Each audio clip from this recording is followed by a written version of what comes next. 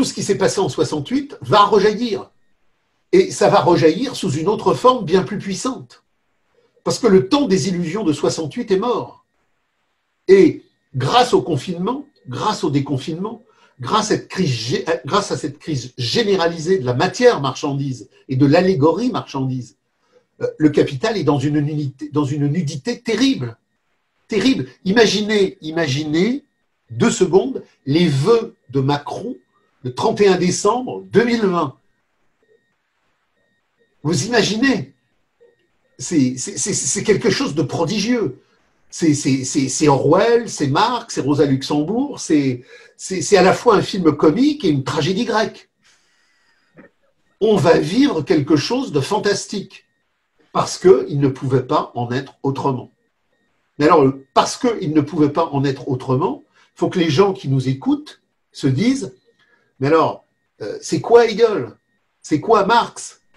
Et pas simplement comme ça, en feuilletant, en rentrant dans la substance profonde de l'âme historique de la radicalité.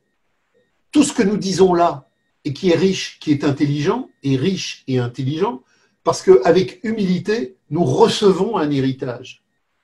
Nous recevons l'héritage des gens de 68 qui nous l'ont transmis et qui font qu'aujourd'hui, 52 ans après, cette journée du 23 mai 68 parle à cette journée du 23 mai 2020. Le capital veut confiner, mais il ne peut pas confiner. Il y a quelque chose qui est inconfinable, c'est l'histoire dialectique des luttes de classe, c'est la composition organique, c'est la baisse du taux de profit, et nous allons vivre le moment où la loi de la valeur, la loi de la baisse du taux de profit, va atteindre son apogée absolu. Et au terme de l'apogée absolu, nous dit Hegel, il y a le périgée. C'est le commencement de la fin. C'est le commencement de la fin.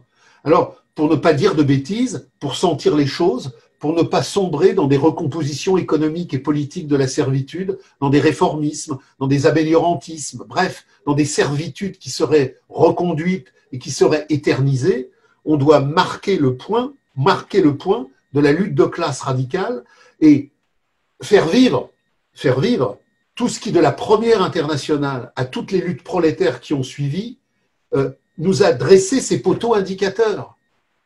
C'est-à-dire que nous ne serions rien s'il n'y avait pas eu cela. Et c'est précisément parce que nous recueillons cela que nous sommes quelque chose qui dit du sens et qui dit la vérité des choses, à savoir que 2020 sera une année explosive pour le capital au niveau mondial et que la lutte de classe va se réveiller, qu'elle se réveillera dans des formes intensives et que tout ce qui arrive est radicalement novateur.